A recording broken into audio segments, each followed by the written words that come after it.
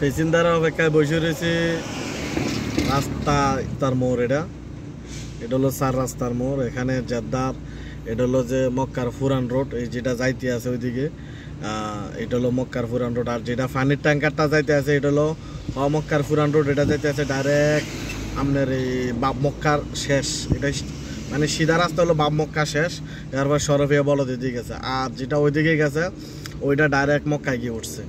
আর এটা হলো যে উলাইয়া বাজার কিলো 17, মক্কা রোডে কিলো 17, মানে কিলো 27, উলাইয়া রোডের 4 রাস্তার মোড়ে।